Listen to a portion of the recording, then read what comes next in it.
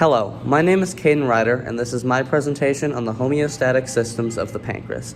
In this video, you will learn about blood glucose, how the body regulates it, the code we use for our Arduino and how we found it, and how our model simulates part of the complex system that is our bodies, along with the guiding question and our answer to it. We started off this research with the pancreas and insulin.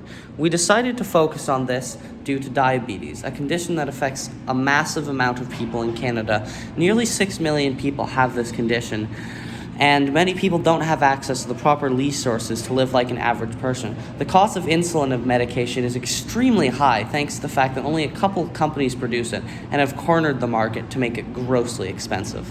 And forgetting to take even one dose of insulin for them can be fatal. So me and Aiden thought we could make an automatic blood sugar detector that would measure the levels of glucose in the bloodstream and then automatically inject insulin to regulate their glucose levels. Now, what is diabetes? Diabetes is a condition where your pancreas does not produce enough insulin to sustain itself. There are two main types of diabetes, type 1 and type 2. Type 1 is genetic, and what happens is your body recognizes the cells that produce insulin in the pancreas as hostile and begin to attack them.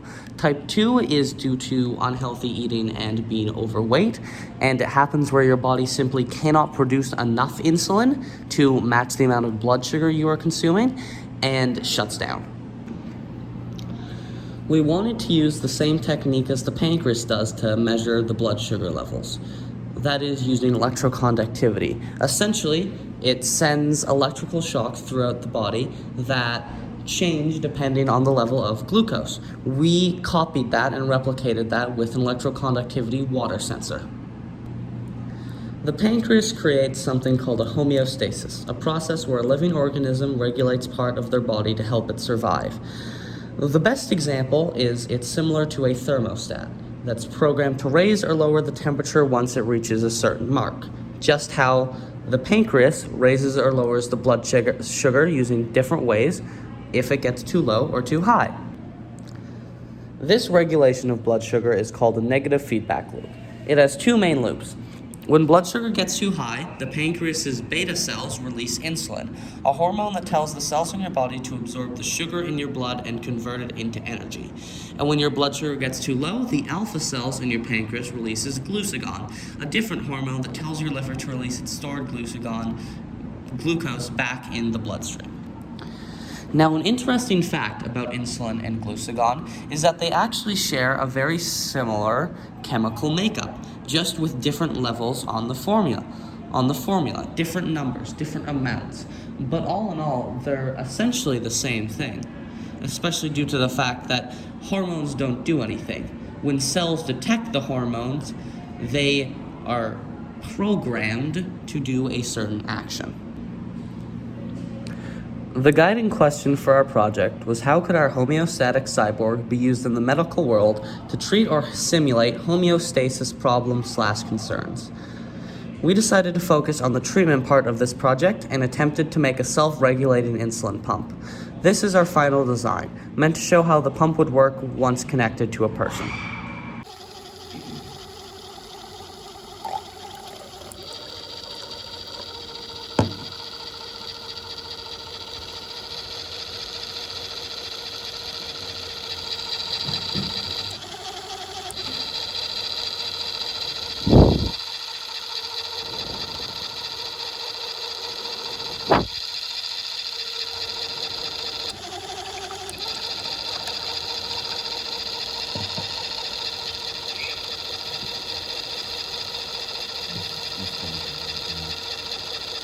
You should have had this down lower.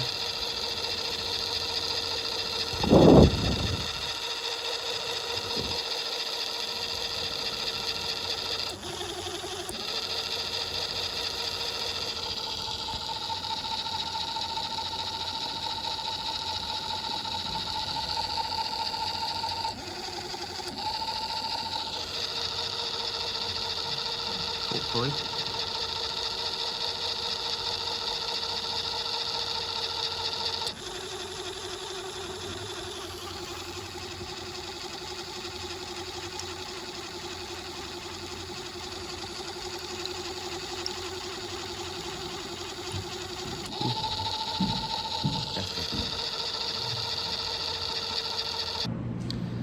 The water in the right beaker is the glucose levels in your blood, and as you eat food, your blood sugar levels will rise. The pancreas detects this and releases the insulin it has stored inside. Now, automatic insulin pumps are not a new thing, with the most popular design being from Medtronic. However, the pump works slightly differently to ours. It always injects tiny amounts of insulin into the bloodstream to mimic the pancreas's natural rate, and still requires manual injections after food as the glucose detector is not connected to the pump. Here is a simple comparison between the Medtronic pump and the pancreas, our model and prototype. We hope that eventually the technology will be safe enough to have everything be automated, but due to the risks of overdosing on insulin, low blood sugar, extreme hunger, and general symptoms of distress, but for now we will settle with our working model. How does it work exactly? I'm glad you asked. The pancreas is a model of how the homeostatic system of the pancreas works, and not a full pump. It is meant to represent the ways glucose is converted and added to the body. This is a video of it in action. This is the homeostatic system we are replicating. Each pump represents insulin and glucagon and what cells do when they react to them. It is made using an Arduino Uno, 2 peristaltic pumps, a water sensor, a power relay, and power bank. The code is simple. When the water sensor detects too much glucose, it tells the insulin pump to turn on, just like how a pancreas would. And that's how we built our pump, learned about the pancreasnable and the hormones it produces, and about the condition that affects millions of Canadians all around us. We hope that this prototype and the real versions can help people with diabetes live a normal life.